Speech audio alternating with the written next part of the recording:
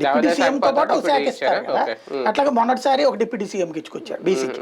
ఇట్లాగా ప్రతిసారి కూడా ఒక డిప్యూటీ సీఎం ఈయన 2 టర్మ్లో ఇద్దరు డిప్యూటీ సీఎంలు ఇచ్చారు బీసీ నుంచి.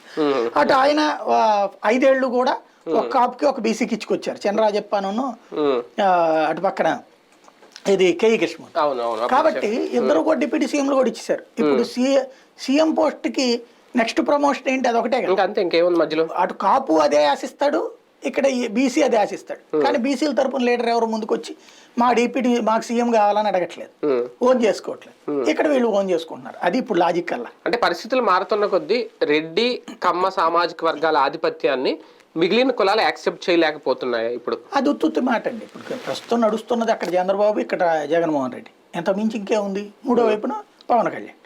ఇంకెక్కడ ఉన్నదని వాస్తవంగా ఓన్ చేసుకోలేకపోవడానికి ఇక్కడ ఎవరు కూడా. అంటే అగ్రవర్ణాలు 20% ఉంటే మిగిలిన కులాలు బీసీలు కానీ కాపు వీళ్ళకి 80% మంది ఉంటారు. వాళ్ళకి ఇప్పుడు కులాల రేషియో చూసుకుంటే వాళ్ళకి ఎక్కువ సీట్లు ఇవ్వాలి. అట్లాగే అన్ని పార్టీలు అట్లాగా మనం నాయకత్వాలుగా ఆ కులపు వాళ్ళనే అంగీకరిస్తున్నాం. అక్కడ కులం రూట్లో చూడట్లేదు. చంద్రబాబు నాయుడు కులం రూట్లో చూస్తే కమ్మ సామాజిక వర్గం అసలు అధికారంలోకి రాకూడదు కదా. రెడ్డి సామాజిక వర్గం నుంచి జగన్మోహన్ రెడ్డి రెడ్డి సామాజిక వర్గం చూస్తే అసలు అధికారంలోకి రాకూడదు కదా. కానీ ఈ రాష్ట్రాన్ని పరిపాలించిన సుదీర్ఘకాలం పాటు వాళ్లే కదా. వాళ్ళ కనుక